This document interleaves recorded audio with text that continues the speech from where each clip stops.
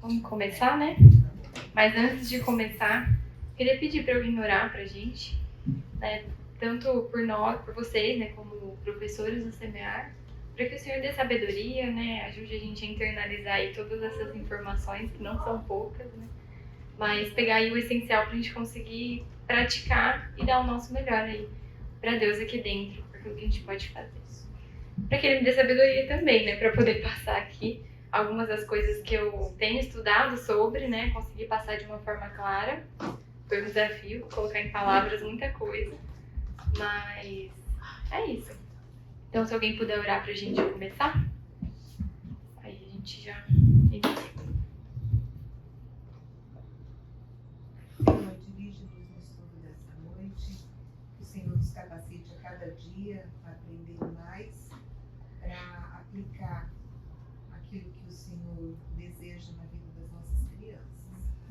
Que possamos atingir o coração de todas elas e que o Senhor nos dê meios e ferramentas para isso e que possamos usar esses meios e essas ferramentas com sabedoria. Orienta também Ju agora naquilo que ela vai trazer para a gente, que o Senhor a inspire a cada momento. Oramos no nome de Jesus. Amém.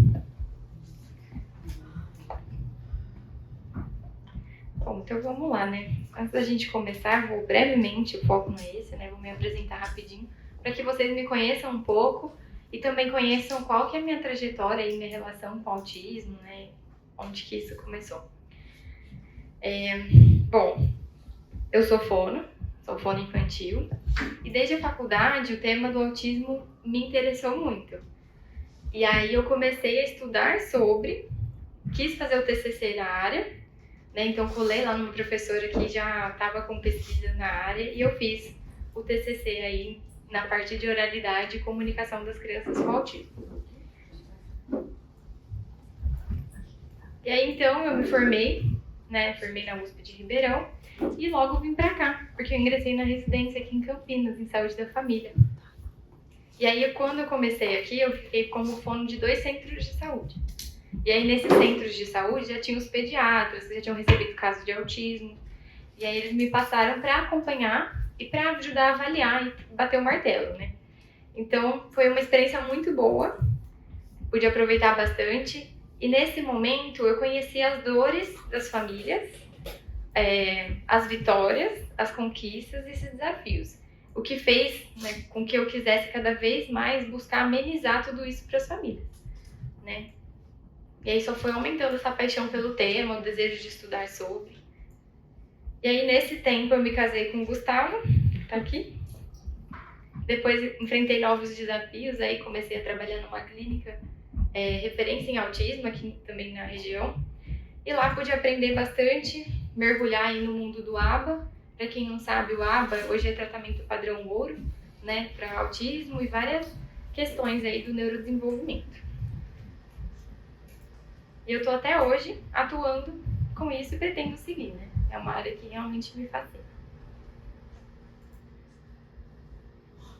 Então, né, o intuito aqui não é exaurir esse tema. Eu acredito que tenham pessoas até bem mais capacitadas que eu para falar sobre isso, inclusive aqui dentro. Mas a gente precisa olhar para a Bíblia como é nosso manual de vida, né? Olhar para ela e como ela nos instrui a agir em diversas situações. Tanto coisas que a gente não deve fazer, como coisas que a gente precisa fazer. Né? Então, gostaria de fazer um exercício. Quem nunca ouviu, né? Quem nunca viu, na verdade, uma criança esperneando no shopping, em qualquer estabelecimento, se jogando no chão, chorando, gritando, e não teve algum pensamento ou até comentou algumas dessas frases? Nossa, olha aquela criança, será que os pais não disciplinam ela em casa? Nossa, isso é birra, é falta de vara, hein? Cadê o pai? Cadê a mãe dessa criança? Ou, graças a Deus, meu filho não é assim. Ou, nossa, hoje uma criança na sala deu tanto trabalho. E o que eu quero trazer pra gente é refletir que são comentários aí que a gente precisa ter cuidado e nos policiarmos, né? Saber se a nossa língua, os nossos ouvidos, eles estão edificando ou sendo pedra de tropeço para outras pessoas. Na minha prática diariamente, eu lido com pais, né? Então eu acabo tomando as dores de alguns e entendendo qual é o peso que eles carregam, né, no dia a dia. Então, se a gente tiver esse olhar para essas famílias, ele vai ajudar muito. E nós não somos chamados, né, para ter pena deles como o mundo aí fora faz. Né? Tipo, nossa, coitadinho, olha o que ele passa. Mas nós somos chamados como cristãos para se interessar por eles, cuidar, né, orar, amar, respeitar, e aí envolve o incluir. A gente não pode deixar passar essa oportunidade, né? É desafiadora, sim, mas a gente tem que vigiar e não deixar passar isso. E vocês que são professores, têm o contato com os pais de outros alunos também, né, de outras crianças, é uma oportunidade enorme para vocês testemunharem aí e serem referência, né, para eles no exemplo e no procedimento.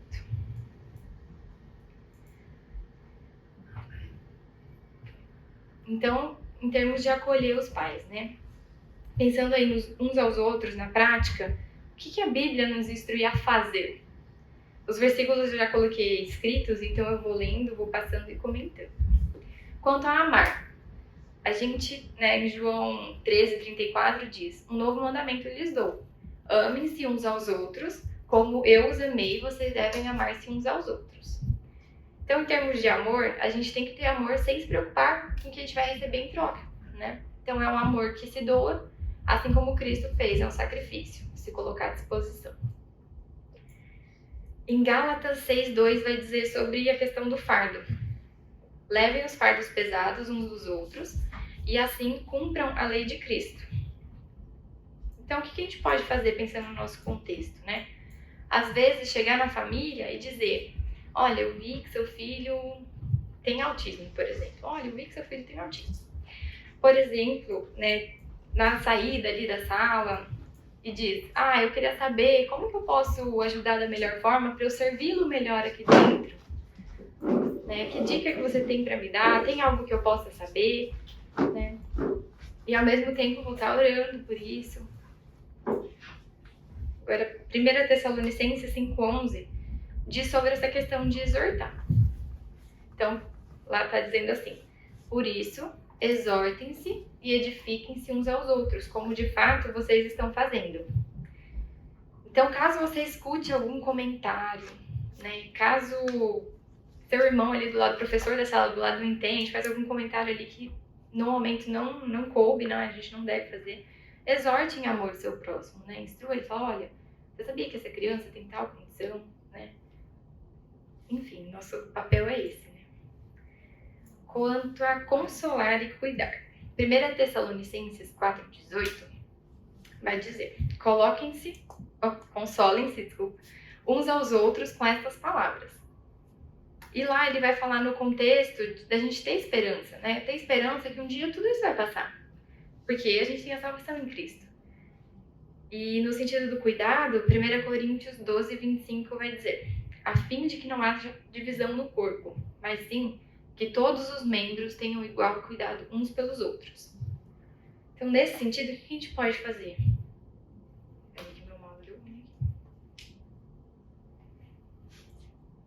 Não consigo passar mais. Então, nesse sentido, o que a gente pode fazer? Elogiar o filho para os pais, né? Não só quando ele se comportar, mas quando você perceber algum avanço ali da criança, ou só dela ter ficado, pode ter sido um avanço para aquela criança naquele dia. Então, comentar com os pais: olha, foi muito bom, né? E sempre ajudá-lo, né? Ajudar essa criança a ser incluída ali dentro. Orar, falar para essa família que você está orando sobre isso, amar, respeitar.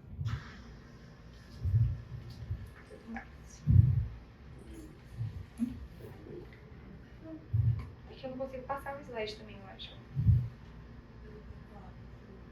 É que você está naquela tela, tem que voltar o mouse para cima dela. Então, eu não estou conseguindo. Voltou.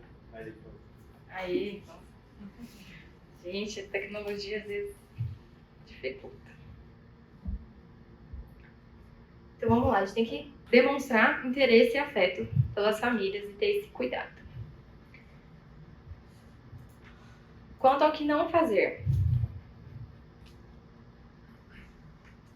Aí a gente pode encontrar alguns versículos na Bíblia que vão falar sobre a questão do julgamento, maledicência e também aquilo que a gente deixa de fazer, né? Que deixar de fazer o bem já é errado. Então, quanto a julgar, Mateus 7, de 1 a 5, vai dizer, não julguem, para que vocês não sejam julgados. E a gente já comentou disso também nas aulas anteriores, né? Quanto à maledicência, 1 Pedro 2,1 diz, livrem-se, pois, de toda maldade e de todo engano, hipocrisia, inveja e toda espécie de maledicência.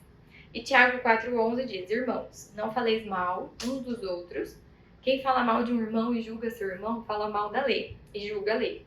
E se tu julgas a lei, já não és observador da lei, mas juiz. Então, quando a gente julga, a gente se coloca numa posição acima de Deus, né? A gente quer ditar que o que a gente está falando é o certo e essa é a impressão. Então, a gente tem que ter sempre o cuidado com os comentários, né? Com o coração, com os pais das outras crianças, com o restante da turma. Como que a gente vai fazer isso? Publicamente, porque vocês são figuras de referência ali dentro.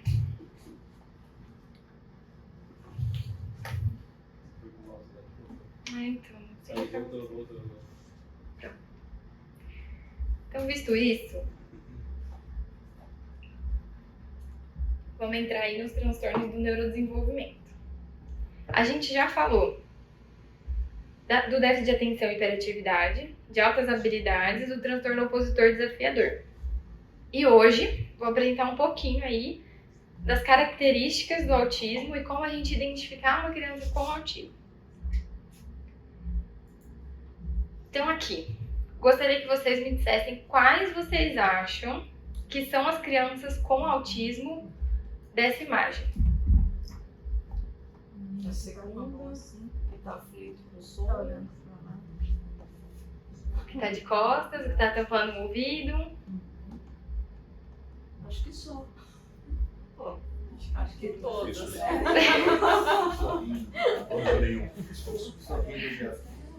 Bom, se eu dissesse pra vocês que todas têm, ou que todas não têm.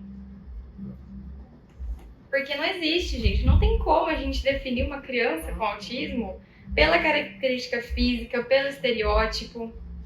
É muito difícil, né?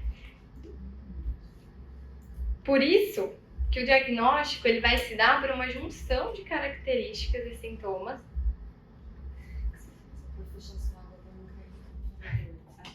Obrigada. Vai me salvar daqui, né? Já fechei.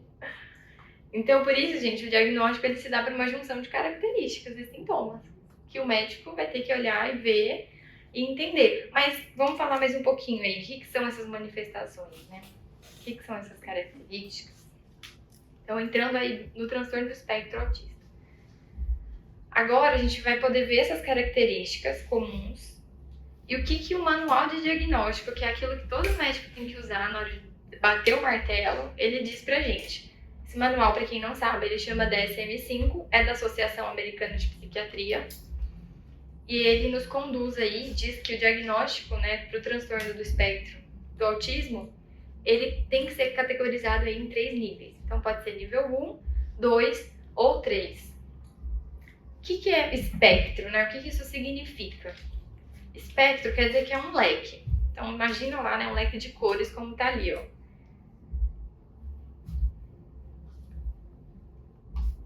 E aí, dentro desse leque, a gente consegue definir o grau da criança. E aí, o grau a gente define como? Pela necessidade de suporte que ela vai precisar para as atividades de vida diária, que é tomar banho, comer, enfim. Eu, de novo, prendi meu mouse. Eu não gostei desse negócio. Então, aí a gente vai definir, né, o grau de necessidade do suporte da criança, que vai englobar desde crianças que conseguem se comunicar, por exemplo, e fazer as atividades da vida diária e sozinhas, até crianças que dependem totalmente para fazer as atividades da vida e usam também aí algumas de comunicação alternativa para se comunicar, porque ela não tem essa parte verbal, né? Ela não consegue. E o nível 2 vai apresentar aí dificuldades intermediárias. E a gente não usa o termo leve ou grave na formalidade, eu digo, né? De forma casual a gente até comenta, mas por quê? E muito menos a gente diz, nossa, aquela criança nem parece autista. Por que a gente não faz isso? Porque cada um tem suas dificuldades particulares, né? E também suas diferenças. E cada família sabe o que passa com a rotina, o que passa com a criança, quais são os desafios. Então, por isso a gente não fala leve ou grave, para não menosprezar e nem exacerbar muito. Então, é nível 1, 2 e 3. E outra curiosidade aí, porque é um espectro, é porque as crianças também podem transitar dentro dele. Ou seja, elas podem reduzir em nível de necessidade de suporte. Claro que isso com intervenção, muitas vezes precoce, ali logo na fase inicial da vida, com equipe multi envolvida, ou seja, TO, fono, psicóloga, todo mundo no tratamento. Porque autismo não tem cura, mas ele tem tratamento.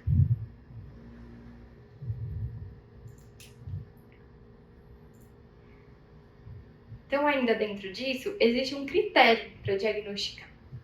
Né? Quando a gente fala de critério, é algo que tem que ter. Né? Então, dentro do manual de diagnóstico, ele coloca para a gente 3 categorias. Uma, deficiência social. A segunda, dificuldade de linguagem e comunicação. E a terceira, comportamentos repetitivos e ou restritos. E para diagnosticar o autismo, os profissionais têm que observar a dificuldade nas áreas de comunicação social e comportamentos e interesses. E para que a criança seja diagnosticada com autismo, ela deve ter dificuldade nessas áreas. Tá? Então, vocês podem ver que as crianças que vocês vão receber com autismo têm dificuldade nessas áreas em variados graus. Dá licença, porque eu não me lembro se foi falado em algum momento para vocês, mas em termos de exame diagnóstico, nos autistas dá alguma diferença? Em tipo ressonância, alguma coisa assim? A gente não tem um exame específico que vá definir e fale, olha, é o autismo. Por isso que essa junção de características. Então, tem questionários que aplica com a família, manifestações mesmo que observa na criança, é muito mais clínico. É comportamental, basicamente. A gente consegue ver em imagens de funcionamento. Então, essas imagens, elas não são suficientes para definir uma pessoa com uma crise, sei lá, sensorial, né? Até uma alteração no rim. Pode ter alterações em funções cerebrais por causa dos caminhos das dores. Então, a gente percebe que as imagens de funcionamento são diferentes. Mas no autismo é muito variado, porque você pode ter hipopercepção, pouca percepção sensorial, por exemplo, auditiva e muita tátil, né? Então já tem uma variedade muito grande, mas um estudo e uma análise de funções ajudou inclusive a gente ir fazendo esse entendimento. Então sempre quando é transtorno de neurodesenvolvimento, você não consegue ver num teste como um exame de sangue, né? Sim. Ou de imagem. Mas em imagens de funcionamento cerebral, sim. Então, tem áreas que são muito intensas, outras pouco intensas, e que num outro funcionamento típico não seria desse jeito. Isso. Então, predominantemente, né, eles diagnosticam vendo todas essas características mesmo. Né? Uma pergunta. Pode falar. Então, esse tratamento que não tem cura no tratamento é para, vamos dizer, desenvolver habilidades nessas 3 áreas. Isso. Melhorar Isso. em alguma que possa... Isso. Então, o pessoal está no nível 2/1, por exemplo, é possível? Sim. Nível Possível. 3/2. E aí, quando a gente fala que é tratamento, é uma intervenção de terapias, né? Então tem que ser regular, né? Tem que seguir várias orientações, tanto em casa como na escola, na clínica. Todo o contexto onde a pessoa Todo está o inserida. contexto. Correto. Obrigado. Imagina. Então, passando aí, vamos entrar nessa parte de dificuldade da comunicação social. O que pode acontecer, né? Lembrando que tudo que eu for falar aqui não é o que define todo autista, mas todos podem apresentar dificuldade em algum grau nessas questões, tá? Então, eles podem apresentar dificuldade de contato ocular em variados graus. Lembra que a Mari falou até na aula passada, né? Desde bebê, a gente passa a usar aí das expressões, das nossas impressões do mundo ao nosso redor para se desenvolver.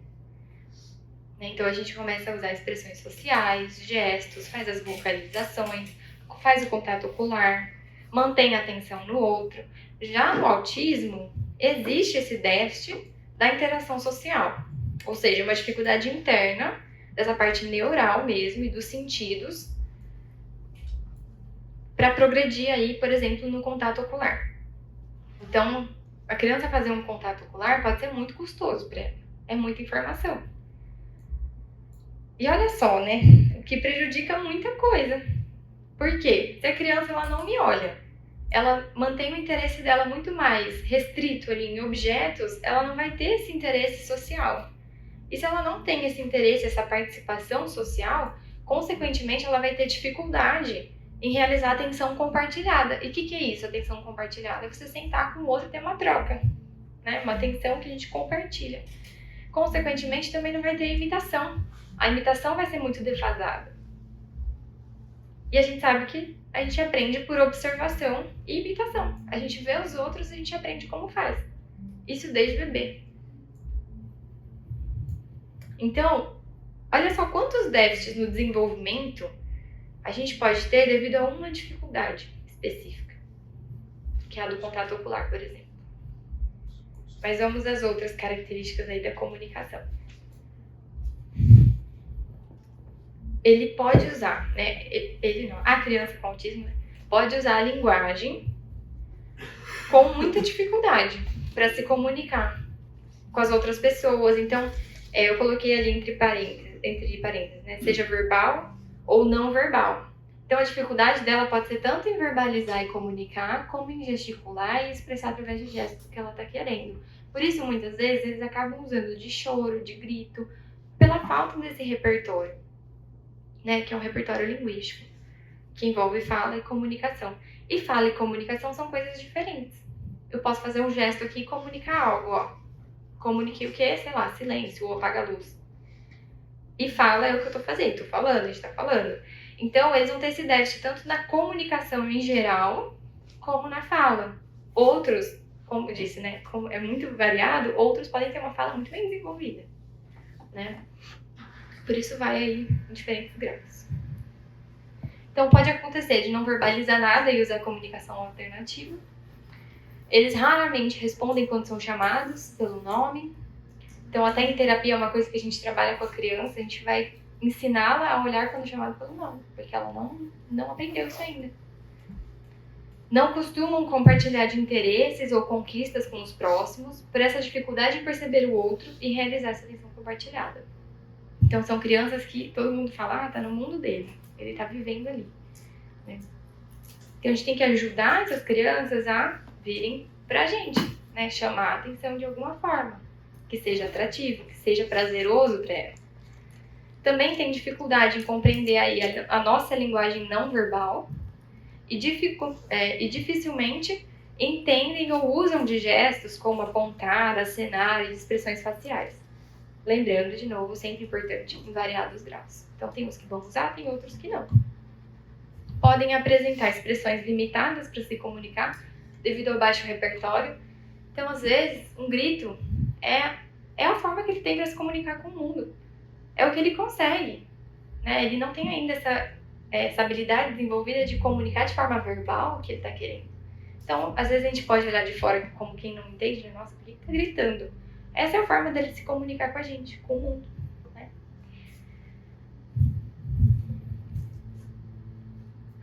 Alguns vão apresentar também dificuldade para participar de brincadeiras que exijam um pouco mais, no sentido imaginário, mais lúdico, por eles serem mais literais e concretos. Agora, o outro âmbito, né, que eu comentei também, que eles têm a dificuldade, é relacionado ao comportamento e aos interesses restritos e repetitivos ou alterações sensoriais. Então, podem apresentar aí um comportamento repetitivo ao brincar ou realizar alguma atividade. Então, é aquela criança que ela não vai pegar o carrinho e fazer brum, fazer brincar e tudo. Ela vai pegar o carrinho e ela vai só ficar girando a rodinha e olhando. Porque para ela aquilo é muito legal. Tá estimulando muito ela. Ou ela vai pegar o carrinho, vai pegar outros carrinhos e vai fazer uma fila. Enfileirou, deixou tudo bonitinho e vai ficar observando aquilo. Aí alguém quebra o padrão, talvez ela se desorganize. Nossa, por que meu carrinho saiu daqui? Dentro dela pode pensar isso. Vamos lá, vamos arrumar de novo. Porque esse é o repertório que ela tem de brincar, né? Então, até em terapia, a gente vai ensinar essa criança a brincar. Ela tem que ter um repertório lúdico, ela tem que saber usar os objetos. Também podem ter dificuldade na verbalização, e aí eu ressalto quando há, né? Porque tem uns que não verbalizam. E essa verbalização, muitas vezes pode acontecer de forma repetitiva, o que a gente chama de ecolalia. E o que seria ecolalia, né? Ecolalia é o eco. O que é o eco? É algo que se repete, né? Então é o ato de ecoar. E a ecolalia, vocês podem se deparar com isso, eu acho interessante falar, né? Porque ela pode ser imediata, ou tardia, ou uma fala mitigada. Tá, não entendi nada, o que é isso? Ecolalia imediata é o seguinte: você tá lá na sala e pergunta pra criança: quer beber água? Aí ela volta: quer beber água? Aí, não, a tia perguntou: você quer beber água? Ela quer beber água. E agora? Ela quer ou não quer beber água? Ela tá fazendo uma ecolalia, ela tá te imitando.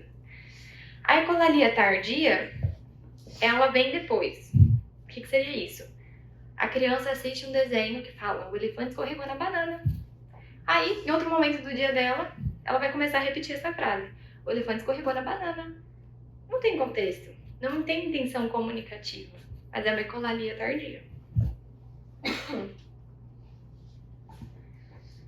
E a fala mitigada, né? Ecolalia, o que é? Por um exemplo. A criança viu a mãe brigar uma vez e falar assim: Gabriele, vai pro seu quarto, eu vou contar. 1, 2, 3. Aí ela escutou isso, mas ela tá no contexto com você, que ela ficou brava com você, mas ela sabe que essa frase se usa num contexto em que está bravo, e ela vira pra você e fala: Gabriele, eu vou contar. 1, 2, 3. É isso, gente. Ela usou dentro de um contexto, mas é uma fala pronta, que ela pegou de um exemplo que ela já viveu.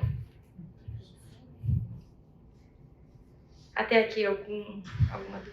Quando você, voltando um pouco lá na questão do grito que você falou, existe alguma diferenciação, de repente, sei lá, de dor, de socorro, de algum, não sei, ou é só um tipo de grito, só um som único, você não consegue perceber o que está acontecendo? Depende muito. As famílias, geralmente, que nem assim, quando o bebezinho nasce, ele chora, a mãe já sabe: ai, choro de fome, ai, fez cocô, tá com cólica. Essas crianças, a mesma coisa, a família tá tão acostumada que às vezes já sabe o que é. E talvez a gente não vai saber, né? Então, por isso que é sempre bom ter esse contato com a família, pegar sempre informações antes: olha, aconteceu alguma coisa, né? Só pra saber, pra gente ficar atento. Às vezes a criança tá doente, e naquele dia ela vai ficar um pouco mais amuadinha ou mais nervosa facilmente, ela vai gritar e ela vai usar disso de uma forma mais exacerbada. Eu ia falar que a família às vezes dá dicas que são fantásticas. Por exemplo, olha, se gaguejar é que tá com vontade de fazer cocô. E é assim, ó, gaguejou, você pode ir no banheiro. Mas nem sempre, porque a própria criança nem sempre consegue discriminar. Então, às vezes, os adultos conseguem fazer essa discriminação por ela, mas às vezes não. E realmente o grito, o nosso processo de comunicação, a primeira forma de comunicação é o choro.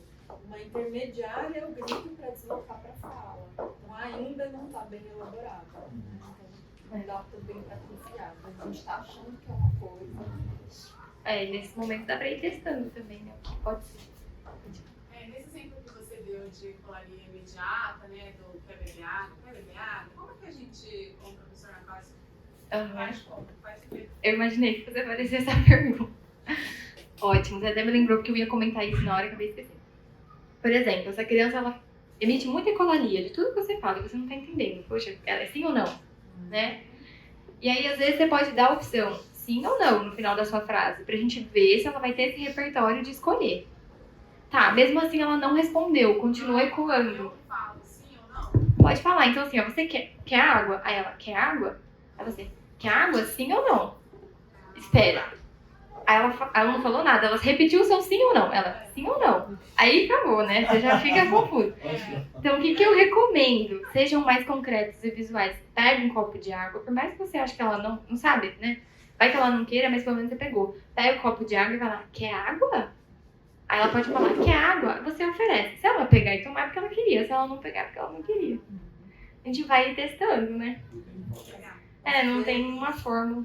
Às vezes a gente treina, né, quem trabalha com isso, a criança fazer a resposta. Porque é muito comum, quando é sim, para uma criança que a gente pergunta sim ou não, é muito comum quando é sim, ela não dá uma resposta definida, e quando é não, ela chorar, cair no chão, sair de fora, até a fuga. Então, se também você perceber o escape da criança, provavelmente é não. Só que a gente pode insistir. Não, você não quer? Isso. Ajuda ela a transformar essa comunicação do grito, do choro, né? Ou da fuga em palavra. Sempre aí tentando dar o máximo de suporte possível, né? Porque se você vê que ela não consegue, ou não tem um repertório pra isso, vamos tentar levar pra ela esse repertório pra que pelo menos ela consiga escolher, né? Falamos da ecolalia, né? Também podem ter interesses muito peculiares ou restritos ou intensos por determinado assunto, personagem, brinquedo ou até um objeto. Então, é uma criança que ela gosta muito daquilo. Não é aquele gostar muito igual você gosta muito de chocolate, por exemplo. É um gostar muito, muito, muito exacerbado. Então, ela não consegue ficar sem aquilo. Ela quer muito aquilo. Ela só fala daquilo. Ela só quer ficar com aquilo na mão. Então, é perceptível. Geralmente são crianças aí que a sociedade diz metódicas e precisam que as coisas aconteçam sempre da mesma maneira, né? Da forma que elas estão acostumadas. Por quê? Porque elas têm uma rigidez comportamental muitas vezes. Então tem que ter rotina, tem que ter previsibilidade, antecipação. E aí também muitas podem ter esse problema em aceitar alterações aí da programação habitual por conta dessa inflexibilidade de rotina. Também podem apresentar problemas sensoriais, como sensibilidade a sons, luz, determinados ambientes, isso em graus variados. E muitas vezes elas vão demonstrar isso com estresse, angústia, inquietação. Aí a gente consegue perceber que tem algo que, tem alguma coisa incomodando. E estereotipias. O que são estereotipias? Quanto nome difícil, né? Ecolalia, estereotipia. Estereotipias são coisas repetidas, movimentos repetidos ou questões vocais. Na verdade, é quase que um hábito que a criança tem, em palavras mais simples, né? Que ela fica repetindo aquilo. E a estereotipia, ela pode ser autoexcitatória ou autorregulatória. Então, é aquela criança que vocês já viram, flapping, né? Que a criança fica batendo a mãozinha. Ela pode ficar fazendo isso ao longo do dia por várias horas, porque aquilo é autoexcitatório para ela. Ou no momento mais difícil, ela pode pegar e entrar em flapping de novo, porque ela quer se regular. E estereotipia vocal, isso no caso é uma estereotipia corporal, né? No caso da estereotipia vocal, é aquela criança que vai vocalizar algum som, seja ele às vezes gutural, tipo com a garganta mesmo, tipo, fazer um som estranho, ou seja, um som que a gente já entende mais. Então, ió, ió, ió, ió. A criança vai ficar fazendo aquilo e não tem sentido, é uma estereotipia vocal. E estereotipia, a gente tem que ter muito cuidado em querer fazer a criança parar com aquilo, né? Porque, como eu disse, ela é autoexcitatória ou autorregulatória. Uma pergunta. Normalmente é o seguinte, eu tenho até um neto, né? Ele tem uma perna. Existem alguns momentos em que ele tem as crises, né? E ele precisa, assim, já identifica assim nele que ele precisa de um tempo tranquilo. Por exemplo, você está numa sala de aula aqui e aí ele tem, a criança está manifestando essa crise, aí a gente tem que agir assim porque a gente também, às vezes, a tendência da gente é tentar se comunicar com ela e a gente, digamos assim, está violando aquele espaço dele, né? Então, como agir nesse ponto aí? Como que... Boa pergunta. Eu vou até abordar mais pra frente um pouquinho a diferença de birras, bem entre aspas, não gosto desse termo, e crise. E aí lá eu vou falar. E eu acho que você lembrou da crise por conta da estereotipia, né? Porque na crise ela aparece. Muitas vezes, na maioria delas. Então, logo eu respondo. Pode ser? E eu acho que isso é bem difícil. Na escola mesmo tinha um autista lá na educação infantil, que ele não era verbal, ele não conseguia se comunicar, ele não falava. E na hora que ele tinha crise, ele literalmente se jogava. Então, se tivesse uma parede, tinha que estar 2 pessoas com ele pra segurar. E ele tinha a bochecha aqui dele toda vermelha e roxa, porque ele fazia assim direto na crise. E isso mexia muito comigo, porque é quase uma... Você vai É uma autoagressão. Pra você se acalmar. Então, quando ele estava mais agitado, ele ficava assim, ai, coitada da bochechinha dele. É muito difícil. É isso, mas eu vou falar mais pra frente como a gente agir nesses momentos também. Que eu acho que é muito importante. Essa coisa que é feita para se regular nesse caso, pensa que o cérebro deve estar dando um curto-circuito, está dando choque. Então a criança faz que é para tentar diminuir a dor cerebral, compensar, né? Mais ou menos isso. A gente às vezes já pensa lá em automutilação, nesse sentido. Não, imagina que tem alguma coisa doendo muito mais do que aquilo pode estar fazendo. E aí ele perde a noção dessa força que ele tem com o próprio corpo. Aliás, fica com uma força fantástica, né? Que a gente nem imagina que a criança é capaz de ter, às vezes. Ou às vezes ela é tão hipo, né, sensível, ela sente poucas coisas que ela precisa de muito pra sentir algo. Então ela vai se machucar, né? Olha, eu tenho cravado, tô com intervalo. Vou só finalizar com essas imagens pra ir... Você acha que dá tempo? Essas imagens aqui, ó. Aqui é só pra tentar aproximar vocês do que eu disse mesmo. Então, a gente pode ver ali, né, o menininho se mordendo. Podem apresentar em momentos de crise autoagressão, se morder, por exemplo, ou heteroagressão, querer morder o outro, bater no outro, que é agressão ao outro, né, a heteroagressão. Ali, nessa pastinha vermelha aqui, vocês podem ver, é um recurso de comunicação alternativa, ele chama PECS, mas não cabe a nós agora falar sobre isso. E algumas crianças podem apresentar... Algumas crianças podem trazer essa pastinha aqui, eventualmente. Então, o que consiste isso? A criança se comunicar por ficha. Ela entrega a ficha para pedir. Porque ela não sabe verbalizar, mas ela aprendeu com a ficha. Ali tem um menino chorando, né? Então, eles podem apresentar essa desregulação, a crise. Essa menina aqui também tem síndrome de Down, então o TEA também pode ser combinado com outros diagnósticos. E também podem apresentar interesse restrito por objetos. Aqui, por exemplo, o menininho no quebra-cabeça, ele poderia ficar horas ali, ele adora quebra-cabeça e não tem problema nenhum com ele em relação a isso. Então, tem um padrão rígido também, estereotipado no brincar. Aquela menina tá enfileirando os lápis, a brincadeira dela é essa, e esse tá enfileirando os carrinhos. Já o outro montou uma estrutura ali simétrica, que é prazeroso pra ele, só deitou e ficou observando. Pra ele, brincar é isso. Ou evitar a interação social, o contato ocular em alguns momentos. E aqui vale ressaltar, né, que muitas vezes eles têm sim um interesse social. Eles buscam a interação, mas nem sempre de forma apropriada. O que seria isso? Que às vezes eles buscam de forma inapropriada, né? Eu já vi crianças com autismo na escola que vê o coleguinha, corre, empurra o coleguinha e dá risada. Porque o coleguinha, naquele momento, ele virou e deu atenção pra ele. Nem que seja brigando. Tipo, o que é isso? Ele ganhou atenção naquele momento. Conseguiu que o coleguinha olhasse pra ele. Nossa, que demais, conseguiu uma interação.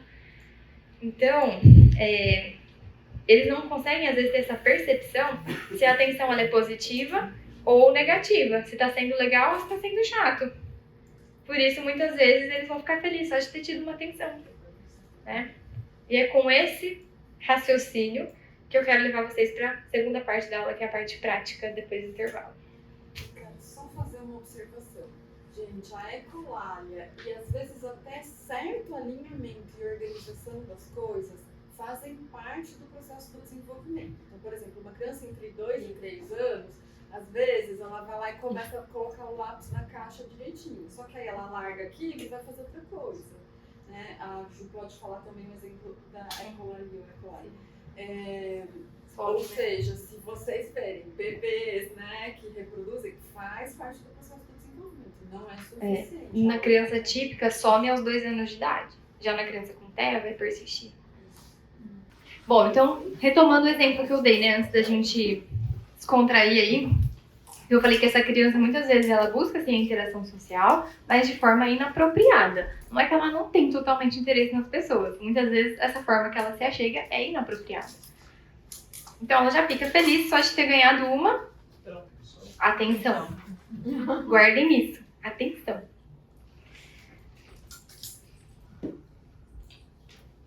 Então, vamos lá. Vamos falar na prática algumas estratégias, né? Visto tudo isso, o que eu quero comentar?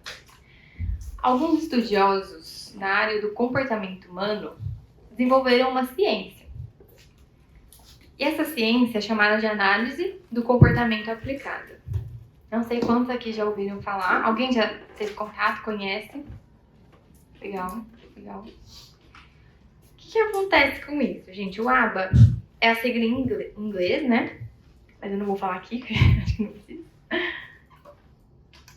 E eu achei importante passar para vocês algumas noções sobre o ABA, tá? Eu não tô aqui para ensinar ABA, nem quero que vocês saiam aplicando o ABA de forma alguma. Mas algumas noções que podem conduzir aí, nos guiar melhor, né? E principalmente guiar a nossa relação e a interpretação das crianças dentro do espectro autista. Então vamos lá, pra gente conseguir olhar na prática. Opa! Agora eu aprendi a mexer. Ó. Então vamos lá, não tem como falar disso sem explorar um pouco do comportamento humano. Vamos supor, aqui eu só não achei a imagem do senhor feliz depois, mas é o estado de espírito aí que eu quero focar com vocês.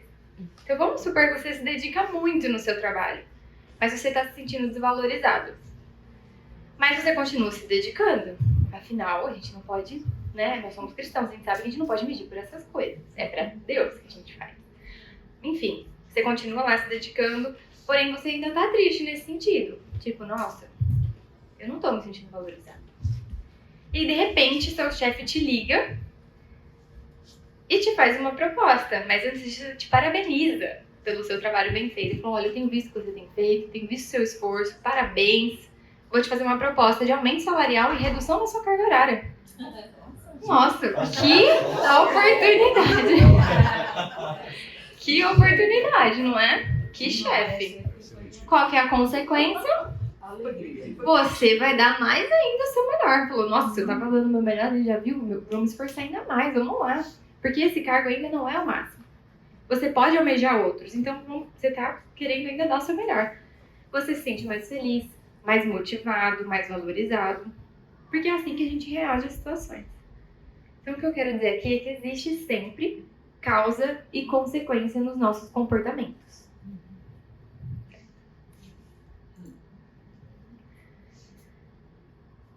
O que eu quero trazer aqui também é que, como cristãos, como que a gente pode tirar proveito dessa ciência que Deus capacitou homens para desenvolver e usar aí ao nosso favor até dentro do contexto de sala de aula?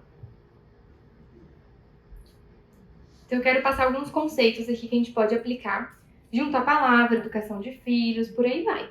Porque a ABA é uma ciência do comportamento, então ela não é só para autista. Tem empresas que aplicam ABA e estudam o comportamento humano. Então aqui, o que o comportamento dessas crianças nos comunica? Não estão contentes. Algum desconforto. Uma dor, né? Sim. Frustração. Pode ser. Pode ser muita coisa, né? O que é importante? Existe uma tríade. Não quero que você seja um especialista nisso, de forma alguma. Mas sempre na nossa interação humana, no nosso comportamento, vai existir um antecedente, vai existir o nosso comportamento e a resposta àquilo, e uma consequência que as outras pessoas podem dar a respeito disso. Então, no caso aqui, esse menino, é uma situação até comum, né?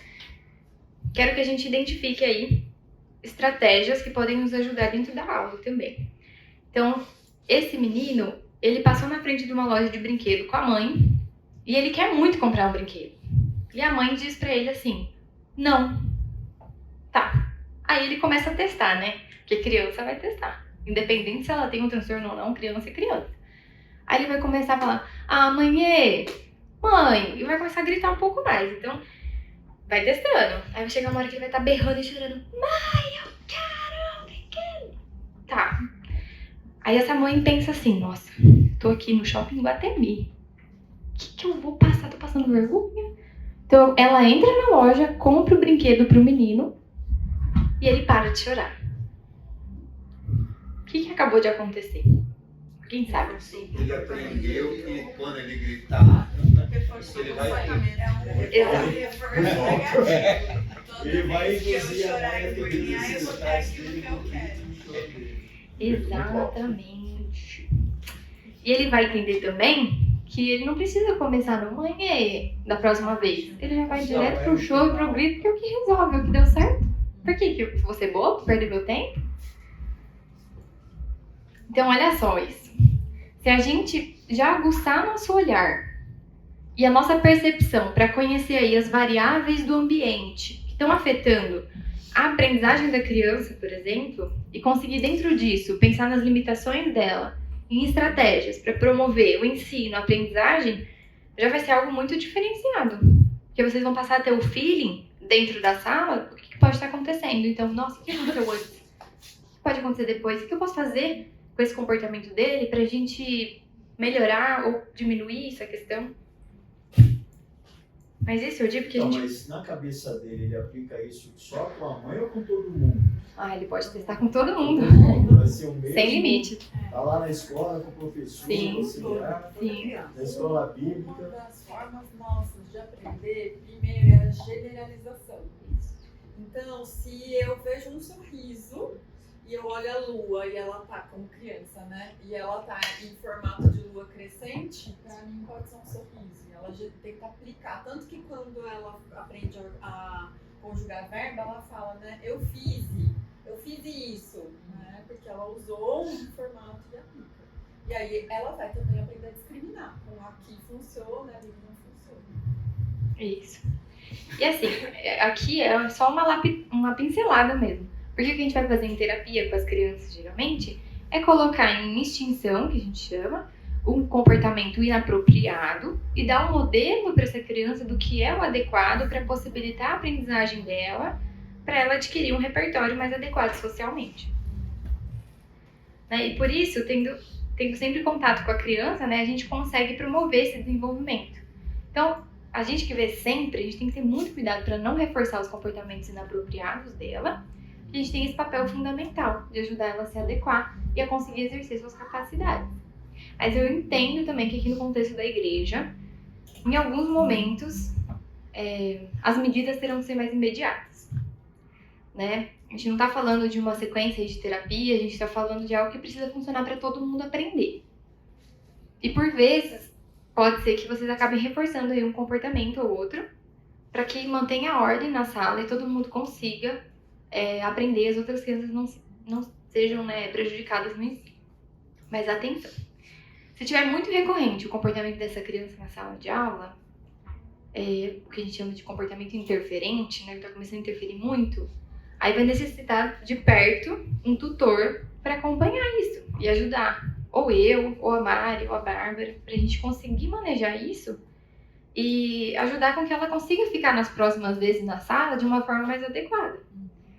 Né? E existem vários recursos para isso. Então não é uma questão simples de se resolver.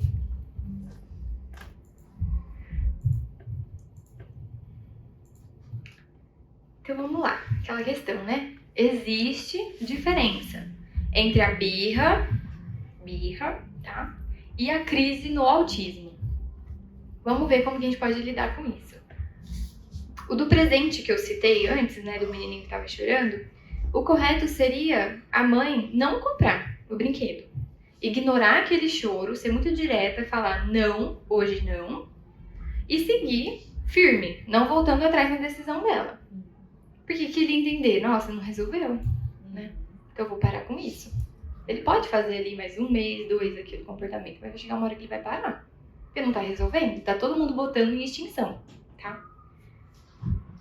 Nessas situações, o importante é a gente não fornecer ou dar a consequência que a criança está querendo obter, né? Mas realizar o manejo, utilizar a estratégia lúdica, conquistar a criança para trazê-la de volta e ensinar qual que é o correto, mostrando o que ela não deve fazer e o que ela está fazendo não vai funcionar. Então, como eu disse, ou vocês vão reforçar o comportamento inapropriado das crianças aqui dentro, para que as outras tenham proveito e a mesma se regule lá com os recursos dela, ou vocês vão optar pelo mais ideal, mas que é difícil também, muito mais desafiador, eu entendo, que é colocar o comportamento inapropriado numa extinção aí, para que em um mês recorrente dessa criança vindo ao semear, ela entenda que aquele comportamento não funciona nesse ambiente e que ela vai poder se readequar com a ajuda do tutor, do modelo, da gente indo lá, às vezes, ajudando essa criança e essa família. Então, por exemplo, quando ela chorar, gritar, querendo ir pro parque, mas não é a hora do parque, o que você pode fazer, né? Você pode acolher essa criança de imediato. Falar, olha, eu entendo muito que você quer ir pro parque, mas agora é a hora da atividade. E a partir daí você continuar com a atividade. Redireciona ela para a atividade. Com isso, ela pode manter o choro por um tempo, mas com o passar do tempo, ela pode ir reduzindo isso e se aproximando da aula para entender que o choro não vai levar ela para o parque, né? Pois não é o momento. Então, ela espera, se junta com outras crianças, vai entendendo o funcionamento. O importante aqui é entender que ela estava chorando e gritando para conseguir o parque. E que então, se você der o acesso ao parque na hora, você vai reforçar aquilo. Você vai comunicar para ela. Toda vez que você chora e grita, você consegue o que você quer, né? Então, por isso que a gente tem que ter esse cuidado. Claro que a gente vai falhar muitas vezes nisso. O intuito aqui não é fazer terapia com a criança, de forma alguma. Mas se a gente puder, pelo menos, ter essa consciência, já vai ajudar em muita coisa dentro do semear. Então, a birra e o mau comportamento é aquela situação que a criança vai usar do comportamento inapropriado, que é isso que eu citei, do choro do grito, para obter atenção e obter aquilo que ela deseja, ou para controlar o ambiente e as pessoas, ou por se frustrar com as regras e querer fazer outra coisa no momento, ou até mesmo para esquivar e fugir de uma demanda dada para ela, né? Então ela vai tentar controlar o ambiente na maioria das vezes, lembrando, isso não é uma crise, isso é um comportamento inapropriado. E é aqui que a gente intervém com um manejo para substituir esses comportamentos inapropriados por algo adequado e ela entenda quem é a autoridade no ambiente, né? Quem que é a referência ali. Porque eles vão testar, né? Isso é fato. Então, exemplo de comportamento inapropriado, para gravar ainda mais. Pensei no exemplo, me esforcei muito para tentar pensar num exemplo da prática de vocês. Então, vamos supor, você, professora, lá no semear, fala, agora a gente vai pintar o desenho. E aí a criança simplesmente levanta e pega um brinquedo. Aí você vai até ela, se posiciona na altura dela e diz, olha, agora é o desenho. E aí ela vai te testar, ela vai começar a brincar com o brinquedo e vai rir, vai começar a rir. Então isso pode ser uma fuga dessa demanda que foi dada para ela. E aí o que a professora pode fazer nesse momento? Olha, vamos guardar esse, aí você já vai pegando da criança, tranquilamente, para não dar muita trégua, e já pega o lápis para dar para essa criança. E repete, hora do desenho, vai conduzindo ela, falando sempre com amor, ou muita empolgação, então assim, que cor que a gente vai usar? Né? Vamos me ajudar aqui, eu tenho 2 opções, aí você mostra lá pra criança, você quer o vermelho ou o azul? Vai tornando atrativo aquilo pra ela, e mantenha a sua postura, não volte atrás, né, em relação ao brinquedo. E aí a criança começa a pintar, aí não para aí, você pode elogiar, vamos reforçar isso que ela fez que é muito bom. Então elogia, fala, nossa, vai ficar muito lindo, eu tô muito feliz que você tá fazendo, parabéns. A gente tem que usar essas palavras positivas. E aqui eu poderia citar vários exemplos, né? E se ele não, se ele ficar irredutível, ele não querer pintar? Pode acontecer também. Pode acontecer, né? Sim. Oi. Pode falar. Uma coisa também legal, que é no caso também que o Marcão está falando, seria você dar à criança o exemplo. Então, por exemplo, a criança, você dá o lápis, você quer qual opção de cor? Aí a criança pega. Você pega o mesmo desenho que você deu para as outras, senta do lado dela e começa a pintar. Olha, eu estou pintando aqui, olha, tá vendo? Olha que legal. A criança, ela imediatamente vai olhar o que você está fazendo e ela automaticamente vai te imitar. E aí ela começa a pintar. Então, isso é uma forma de você fazer com que ela se entretenha ali para fazer isso. Tem criança que às vezes a gente pode até pegar na mão mesmo. Isso. Vem cá, Então, deixa eu mostrar. Se for uma criança que precisa precisa de muita condução. Isso. Ele não consegue imitar tão facilmente. Aí, nesse caso, né, que você comentou, tô presa de novo. Mas eu fui. Aí, voltou. É que ele volta, mas ele tá muito rápido. Pronto. Vou comentar um pouquinho mais depois. Aqui, eu poderia citar vários exemplos, até de pacientes meus, né? Mas olha como que pode variar muito de acordo com o nível cognitivo e social da criança também. Que nem essa, ela não tá chorando muito, não quer, fica firme na dela que ela não vai fazer. A gente tem que avaliar várias outras coisas antes de se comunicar com ela. Então, ver se ela tem esse entendimento, né? E analisar tudo mais. Mas aqui também pode chamar o tutor para ficar mais de perto. Às vezes, dar uma volta com essa criança, né? Em último caso, chamar os pais, né? Então, por exemplo, um paciente meu, ele tenta fugir das demandas que eu dou, eu esquivar delas, correndo para me dar um abraço e um beijo. Porque ele sabe que isso é adequado. Ele tem 2 anos e 2 meses, mas ele já sabe que isso tem consequência. Então ele vai correr, me abraçar, dar beijo. Aquilo é ótimo, mas se eu curtir aquilo junto com ele, o que eu vou fazer? Eu vou reforçar essa esquiva. Então no momento eu tenho que redirecionar ele com muito amor, paciência. Falar, olha, agora é hora disso. Né? 2 anos. Você vê? Gente, eu não aguento. Depois criança na aplicadora. E é isso, todos nós somos, né? Então também tem essa questão. As duas coisas. É, gente, e ele vem dar beijo, vem dando risadinha ainda. Eu não aguento. Já um outro meu, ele sai correndo e grita. Já. Ele sai correndo e grita, e eu tenho um mais velho também, que ele tem um bom repertório, ele vira pra mim e diz, tô ocupado. E eu tenho que engolir? Não, a gente vai ajudar ele a falar, mas agora é hora disso, a gente tem que fazer tal coisa. Não é na hora que ele quer, né? Pode falar.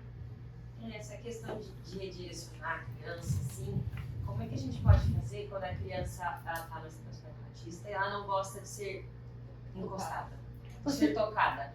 Tem uma aluna que está na escola e ela, às vezes ela senta na cadeira de outra criança. Ela tem 4 anos, aí a criança fica brava, porque é o meu lugar, eu tô sentada aí, é o meu lugar. E a gente conversa, né? Às vezes eu quero, né? Tipo, a gente quer não pegar ela e tirar a força, né? Mas falar, vem cá, senta aqui no seu lugar. E ela não gosta que encostem nela. Ela não gosta, a gente já percebeu, eu tento. Legal. Então não, mas como agir, assim, quando a criança não gosta de ser tocada? Primeiro, você falou uma coisa que é importante, né? Ela tava no lugar de outra pessoa.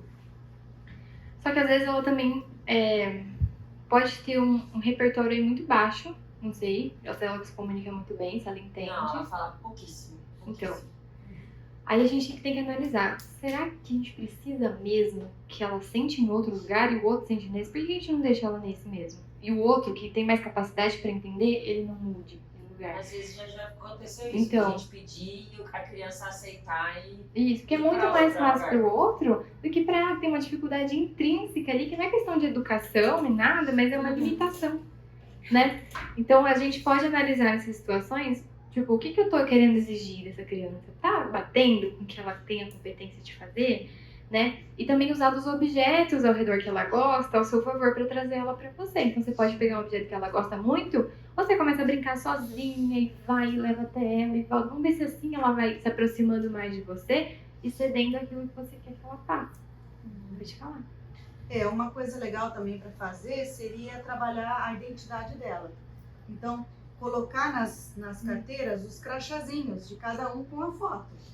Aí você já vai trabalhando, olha, essa aqui é sua, olha a sua fotinho aqui. Então, esse aqui é seu lugar, esse aqui é da amiguinha. Ó, tá vendo a fotinho dela com o nome? E aí vai direcionando. É isso que a gente deu o exemplo de recurso visual antes, né? Que é usar imagem concreta para subir. E aí um outro elemento pode ser uma condução feito sombra. Então, às vezes, por exemplo, tem uma criança que foi pro parque, a gente está chamando de volta para a sala, ela não vai. Como ele não gosta de toque, você vai fazendo assim, ó. E aí você vai conduzindo, e aí feito sombra, espelhamento, ela vai indo. Sem tocar, né? Sem tocar. Se for uma criança que não tolera o toque, você pode meio que ir empurrando pela sombra. Muito bom. Isso mesmo. Ju, Pode falar. E às vezes até essa criança está sentada naquele local, por exemplo, se é uma mesa de 4 crianças, porque ela tem afinidade com as outras 3 que tá ali e não tem com as outras. Às vezes é o lugar que tem parede atrás, eu tenho medo de alguém chegar atrás de mim e me tocar, então eu preciso que tenha parede atrás de mim, eu preciso controlar o ambiente. Então é muito complicado quando você fala assim, é o local que está sentado, mas o que tem por trás disso? É sempre o mesmo lugar que ela invoca? Ou é sempre a mesma pessoa? Então eu quero tanto ser igual àquela menina que eu quero sentar toda vez que onde ela estiver sentada eu vou tentar sentar no lugar dela. Pode ser também, porque como eles não têm a fala, então eles é muita coisa para analisar, né? Nesse caso. É importante a gente tentar identificar os motivos, ou eu diria também as motivações, e um pouco do que a Jo acabou de falar, qual é o meu objetivo principal? Então, se o meu objetivo principal hoje, né, vamos pensar na escola bíblica, é que a criança esteja presente o tempo todo para escutar minimamente o que ela puder atender, eu posso fazer determinadas negociações. Ou até o que a gente está falando de grito e de birra, né? Então, a criança, ela só chorava como uma forma de dizer não. Né? Ou aquilo que ela queria ou que ela não queria. Aí ela começou a gritar. Aí, um determinado dia, ela falou, parque... Tu leva correndo no parque, porque ela conseguiu falar. Tô brincando, né, gente? Mas é um reforço. Baita no recurso, a gente precisa reforçar aquela comunidade. Então, tudo bem. Né? Ou o brinquedo. Ali a gente falou de uma situação a mais típica, né? Em algum momento, você estando bem, poderia acolher. Né? Lógico, evita, se tu já falou não... Evita, mas se de repente você perguntou pra criança o que é que você quer, porque ela começou a chorar e não falou que ela queria, né? Aí você pode, de repente, até acolher. Então depende do motivo e dos objetivos que a gente tem. Isso. Não é fácil, né? Porque a gente vai ter que olhar cada criança, cada situação. Mas só de desenvolver isso já ajuda muita coisa. Uma sugestão também que eu acho que é super importante para os professores é pedir para os pais mostrarem a foto da igreja, né, como uma rotina. Então, todo domingo, aquele tal horário, olha, tá vendo? Aqui é a igreja, nós vamos hoje para a igreja, a gente está saindo para a igreja. Então, a criança, ela já vai para a igreja condicionada já, tranquila, porque ela está indo lá no lugar que já foi falado, foi previsibilidade, exatamente. A gente falou isso, até de dentro, a gente está programando ter uma rotina visual dentro. Isso. Hora do lanche, hora do parque, hora do Isso é muito importante. Isso mesmo. Então, gente, como a gente está falando de comportamento inapropriado, vocês entenderam já, né? Que todas essas formas, até os exemplos que eu citei dos meus pacientes, são formas muitas vezes de querer nos driblar, testar nossos limites. Por isso, a gente tem que estar esperto para ver o que ela está querendo realmente, e aí de uma forma lúdica, respeitosa, sempre com conversa, aproximá-la a fazer o que precisa ser feito, tá? Aí uma dica aí, sempre usar de frase curta e direcionando a criança, sem ficar dando muita atenção ou corda para aquilo, né? Isso não exclui respeito e cuidado, tá? E você tá ajudando ela, assim, a conviver melhor até na sociedade fazendo isso, né? Que ela pode generalizar isso e fazer em outros lugares. Agora sobre crise. E se acontecer, né?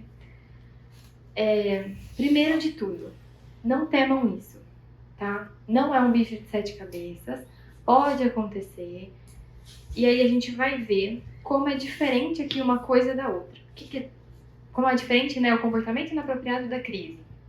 Então, as crises, elas nos dão sinais de sobrecarga, na maioria das vezes, na verdade em todas elas, né? São sinais de alerta. Então, diferentemente dos comportamentos inapropriados, a crise acontece em decorrência de resposta a sensação de sobrecarga sensorial ou emocional, tendo aí seu gatilho com ou sem espectadores. Então, ela não tá querendo mostrar nada pra ninguém.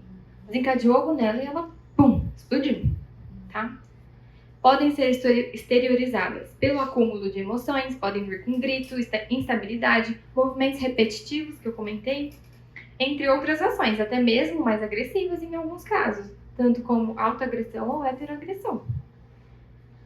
E estes sinais, eles servem como um alerta de que a criança está prestes a perder o controle das emoções dela, né? Então, a gente sabe que são questões neurais, hormonais, que se disparam ali como gatilhos, é como se tivesse um curto-circuito mesmo.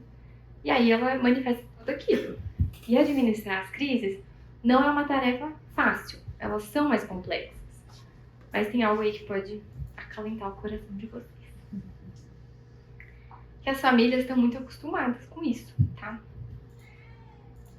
Então, diferentemente dos comportamentos lá, novamente, não se controlam com recompensas, afinal, elas não acontecem com o objetivo de se obter algo, e sim por uma situação de sobrecarga. E é necessário tempo e estratégia para a gente gerir e acalmar a criança. Deixa eu ver se foi no outro que eu coloquei. Aqui, ó. Então, aqui é uma situação que a gente não precisa se apavorar, primeiro de tudo, tá? A gente tem que prezar, lógico, pela proteção da criança, então se ela vai se jogar, ela vai bater a cabeça, a gente bloqueia, protege, não deixa ela fazer isso. Mas não vai segurar contra a criança jamais, tá? E os pais, gente, muitas vezes eles já sabem lidar com isso. Eles já conhecem. Eles sabem que pode acontecer em qualquer lugar e que não tem relação nenhuma com a pessoa que é autoridade naquele ambiente. Com a pessoa que estava com a criança. Né? Não tem relação direta. Os pais jamais vão fazer essa associação e julgar vocês por isso, tá? Então, é hora de manter calma. Se necessário, pedir a ajuda da sala em geral, de forma calma, convide todo mundo para o silêncio, a ficarem quietinhos, para ajudar o amigo. E... o que mais? E aí, não tem a necessidade de vocês ficarem detalhando muito, porque elas são crianças, né? Mas, a gente já sabe que todo ser humano tem dificuldades e tem habilidades. Isso não diminui ninguém. Então você pode até explicar para as crianças, olha, nosso amigo ele tem dificuldade nisso. Vamos ajudar? Né? Vamos ficar quietinho todo mundo agora. Até conduzir a situação. Até pode ter um tutor ali para ajudar no momento, claro. Não estou falando de vocês tentarem resolver sozinhos. Pode falar. Como que é essa crise? Não tenho a menor ideia como é que é essa crise. Tá. Vou exemplificar, tá bom? E aí, gente, o que pode acontecer? A criança tá com alguma sobrecarga por algum motivo, pode ser a música, pode ser, sei lá, N motivos, né? E aí ela desregula, ela pode, como eu citei antes, fazer autoagressão, quer ver? Então ela pode fazer autoagressão, ela pode começar a gritar, a se jogar no chão, ou ela fica muito retraída, né? Mas eu vou citar alguns exemplos também.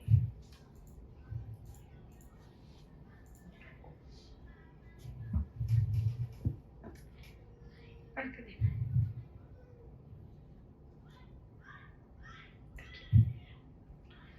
Então, nesse momento, só para finalizar, peçam ajuda do tutor, né? Não vamos chamar o pai de imediato, vamos tentar regular essa situação. E aí, como que a gente vai agir nisso? Muda o foco, distrai a criança da melhor forma para evitar o aumento aí das emoções dela.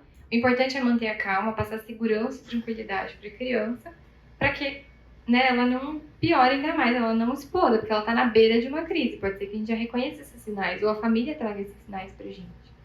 Né? Então, respire fundo, fale tranquilamente, não sussurrando, mas uma voz bem baixa, calma. Para evitar movimentos bruscos também e muitos estímulos para ela, porque aquilo pode só piorar. Acolha a criança, busque fazer uma leitura do que pode ter ocasionado aquilo, se você não sabe, se os pais não trouxeram ainda.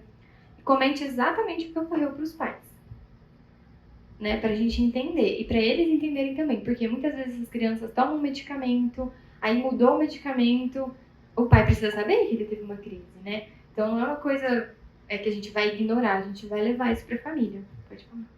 Toda crise tem movimento repetitivo ou não? Sim ou não? Depende. Quando não tiver movimento repetitivo, como que eu sei que é uma crise? Você vai saber. Uma crise moviliza todo mundo. Sim. Uma crise é evidente. Aí você se aproxima, tenta bater, mas tenta bater que é pra não fazer mais elemento. Aí vem outra pessoa, tenta bater também. Um amigo se aproxima, pode ter uma variedade de sintomas, mas assim, é muito intenso, né? Você olha e você fala, nossa, tá um surto aqui. Tem um surto. É exacerbado. Oi? Dura quanto tempo mais ou menos? Depende. Por isso que eu não consigo te dar um exemplo. Porque com cada criança vai ser de um jeito. Mas nessa hora sai da sala ou fica na sala e Então, acaba lá na sala? aí é isso. A gente vai tentando, né? Vamos tentar mudar o foco dela pra ela estar à beira daquilo, acalmar a sala, tirar um pouco as crianças de perto, vamos evitar o máximo de estímulos possível e acolher a criança, né, tentar entender o que está acontecendo. Um outro mecanismo também aqui, mudar o ambiente, porque às vezes o gatilho de uma crise ele pode ter sido gerado pelo ambiente em que a criança está, mas em outras pode não ter nada a ver com o ambiente, né? Então não é culpa do ambiente em si, porém a mudança de ambiente sempre é válida. Então vamos retirar essa criança desse lugar, vamos para um lugar mais calmo, vamos dar uma volta, vamos ali no parque um pouquinho, respirar, beber uma água, né? E é sempre importante que a gente siga uma rotina. Isso daí é muito importante, então, a dica da família, né? Sim, com certeza. Como que a criança reage numa crise, né? Sim. Como ela já está acostumada a se acalmar. Então tem família que vem e fala, né? Ó, se pega, se é uma criança muito pequena, né? Pega o paninho, vai para um canto. Tem um menino que eu conheço que ele se cobre de almofada na escola. Tem um sofá que tem almofada. Ele se cobre de almofada. Ele mesmo já sacou que é a hora. Aí, daí a pouco ele acalma. Mas o ideal é ser meio progressivo, porque se uma criança começou, você já tira da sala, pode ser que ela não tolere muito mais a questão social. Né? Então não dá para ser ir no 8 no 80, tem que ir meio progressivo. Por exemplo, a criança teve lá uma crise e imediatamente você chama os pais, pode de alguma maneira também virar um padrão. Qualquer dificuldade que ela encontra, padroniza que essa é a forma de acalmar. Então vai tentando um efeito escada, progressivo. Aconteceu com uma amiga minha isso. Na sala dela, o menino começava numa crise, aí eles tiravam, vamos passear.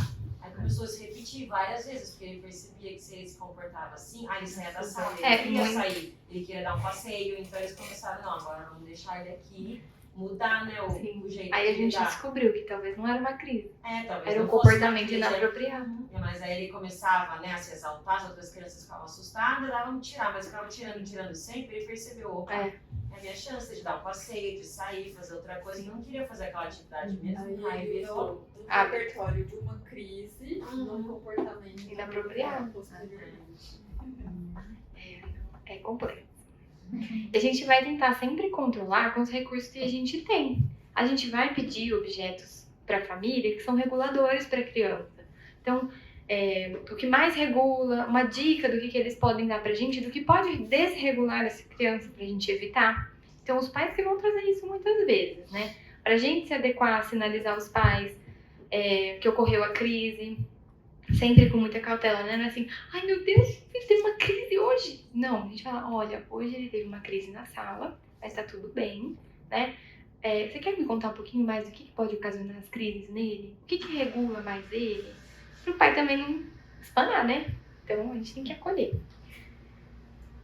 Ju, eu acho que seria interessante, antes da crise acontecer, já fazer um questionário, pedir para os pais já preencherem esse questionário antecipadamente. Isso. Para que os professores já tenham conhecimento disso e que qualquer sinal porque a crise, ela dá, não é de imediato, eles vão dando sinais, ele vai dando sinais de que aquilo vai acontecer. Eu tenho um aluno, por exemplo, que ele entra em uma crise violenta, ele me bate e bate nele. Então, assim, quando ele começa, e ele não fala, e eu tô dando atividade com ele na sala ali, aí ele já começa, eu paro imediatamente, acalmo ele e falo, olha, acabou a sessão, conduzo aos pais, porque eu sei que dali pra frente ele vai entrar em crise e não adianta que ele não vai ouvir mais nada. Então é isso que envolve a antecipação. Isso, exatamente. Né? Então a criança está muito retraída, está muito tensa, está apresentando alguma instabilidade emocional, determinados movimentos corporais, já fica atento que isso é sinal de alerta. Né? A gente tem que aguçar isso. Então, entendendo o que desencadeou, vamos evitar isso na sala. Né? Vamos mudar, se precisa, a confirmação da sala, a gente não sabe ainda o que a gente pode fazer. Né? Vai de caso a caso. Mas a gente pode usar de estratégias aí para isso. Para reduzir estímulo, mudar às vezes a criança de lugar na sala, né? Passear em determinado momento, às vezes no momento da música, antes de começar a música, você já sabe que regula, sai, dá uma voltinha, depois você volta. Então é isso. Como vocês podem ver, esses 5 passos gerais que eu comentei, eles podem variar muito de criança para criança, e por isso é muito importante a gente saber dos pais, né? Não tem outro segredo. O principal combate à crise é a antecipação. É isso. Então vamos lá, dicas em geral para uma boa comunicação e acolhimento. Isso com qualquer criança, e principalmente com as crianças com transtornos do neurodesenvolvimento. Utilize sempre de frases simples e curtas, porque muitas vezes você não vai saber como é o cognitivo daquela criança. Então já chega brando, já chega leve com ela. Existe uma regra que eu gosto até de comunicar com os pais quando a gente está intervindo com a criança, que é a regra do mais um. O que é essa regra? A gente usar sempre uma palavra a mais do que a criança fala. Então, se ela só fala água ou ela não fala nada, vamos usar uma palavra só para se comunicar com ela, para que ela possa entender de uma forma mais fácil e também conseguir replicar isso na hora que ela estiver generalizando. É algo possível dela imitar. Não é uma frase tipo, você quer água gelada? Eu vou lá pegar. Não, você vai chegar para ela e falar, água? Ah, você quer água! Então vamos lá, vamos pegar água. Então a regra do mais um pode usar com qualquer criança. Sempre uma palavra a mais do que a criança já fala. Então se ela fala 3, você vai usar 4, 5 no máximo. Né? Articule bem as palavras. Aqui no nosso meio a gente tem crianças com certos graus aí de surdez. Então só de você articular bem, isso com todas já vai ser bom, mas com as que tem surdez vai ser melhor ainda. Então articula muito bem, às vezes para se comunicar diretamente com aquela criança. Não precisa fazer isso o tempo todo. Olhar no olho da criança, lembrando aqui que não é exigir que ela te olhe, mas se você puder facilitar ao máximo para que ela tenha a oportunidade de te olhar caso ela queira, já vai ser muito bom. Então fica na altura dela, né? Se ela sentir a vontade, a qualquer momento ela te olhou, ótimo. Reforça isso com um sorriso e fala, oi, eu tô aqui, né? Evite muitas perguntas. Isso para qualquer criança. A nossa tendência é chegar, oi, como você chama? Do que você gosta? Você dançou? Nossa, qual o nome desse urso? Nossa, a criança já recebeu um monte de perguntas e às vezes essas não tem repertório. Então vamos usar de perguntas simples, diretas. Tá acabando, tá? Usar da linguagem da criança para se aproximar dela. Então fale das coisas dela. Se ela é muito quietinha, você viu que ela tá com uma roupa do dinossauro. Fala, nossa, que dinossauro legal. Eu também gosto de dinossauro. Vai se aproximando aos poucos. E uma lógica aí que pode ser seguida para qualquer ensino é o que a gente chama de hierarquia de suporte, né? De dica para aquela criança. Então, dica para o contato ocular, né? Para você aumentar aí sua relação com a criança e estimular o interesse dela em você. Você é figura de ensino e referência ali, né? Então, se você puder ter um momento e fizer isso com a criança uma vez ali na sala, já ajuda. Por exemplo, você fala, fulano, ele não te olhou. Mas ele tá ali, vamos supor que o Gustavo é fulano. Fulano, não te olhou, o que você vai fazer? Se eu tô vendo que eu não tô preso em nenhum fio. Então, ele chegar e vai facilitar, fulano, aí ele não te olhou ainda. O que você vai fazer? Ele tá mexendo lá com as coisas dele. Põe a mãozinha no que ele tá mexendo, fulano, e já facilita para que ele, se ele quiser te olhar, ele te olhe. Ele ainda não te olhou. Pega o objeto que ele tá brincando devagar, assim, com calma, leva pra altura do seu olho. Fulano, oi, eu sou a tia tal. Já vai ajudar muito. E aproveite das habilidades e interesses que a criança tenha. Então, para ajudar na sala, passar uma mensagem com criatividade, eu tenho um exemplo. Tem uma pessoa que a gente conhece, né, um menino com autismo, e ele ama pente. Você sabe que essa criança é fissurada em pente? Gente, pega o pente, R$1,99, tem um monte de pente baratinho. Pega, monta, põe os cabelinhos, o olhinho. Olha, você usa, olha, usa o pente como um boneco. Talvez essa criança vai gostar muito mais da sua aula e de você. Aqui algumas referências e indicações aí de materiais. Ai, tô ficando ofegante. Ali, ó, tem 2 sobre TDAH. Aqui um sobre autismo, muito bom para família. Aqui 2 são 2 livros bíblicos. Agora que eu posso usar, eu não tô usando, né? Aqui, ó. 2 livros bíblicos a gente tem aqui também. A gente até pediu para ter aqui na igreja, não sei se chegou ainda. Mas foram os que a gente encontrou, a gente está em busca de outros, mas é muito difícil achar. Tem esses 2 planos da Bíblia também no aplicativo, para quem quiser ver. A gente vai mandar aula também, tá? Então, vocês vão ter acesso a isso. E aqui, deixei algumas referências aí para quem gosta de rede social. Quer tirar foto? Vai tirar. Fiquei atrasada. Vai tirar. Obrigada. Aqui algumas referências. Eu coloquei aqui o meu Instagram também, por quê? porque eu também falo de autismo lá e aí alguma dúvida ou outra a gente consegue tirar, né? Então até se quiser conversar comigo mais fácil, por lá é prático. Mas eu indico também conteúdos de qualidade, que vocês podem ver ali dicas simples e práticas. Essa moça aqui do podcast, ela vai falar sobre vários assuntos, inclusive com famílias e como as famílias lidam com isso, e vários médicos, enfim. Aqui, o Instituto Farol é um instituto de referência aí no tratamento de crianças, precocemente. Então, eles dão muitas dicas legais, e quem é o cabeça aí do Instituto Farol é esse psicólogo, o Dr. Tiago Lopes. Ele fala numa linguagem, gente, que todo mundo entende. E é muito legal para vocês pegarem dicas aí pra sala, enfim. Só mirar a câmera no QR Code que já abre o Instagram, tá bom? Pra quem quiser. E hoje é isso. Alguém pode orar pra gente finalizar?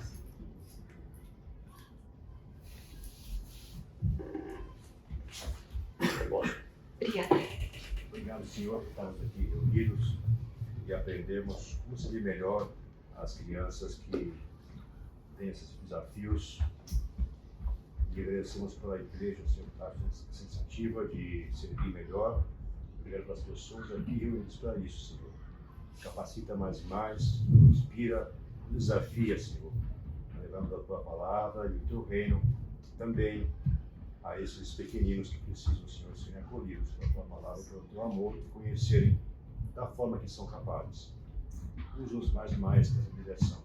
Eu te peço, de novo, te agradeço, Senhor. Amém. Amém. Então é isso, gente. Espero que tenham conseguido aí expor. Corri, mas deu. Qualquer coisa, fiquem à vontade para perguntar pra gente também, tá bom? Boa semana.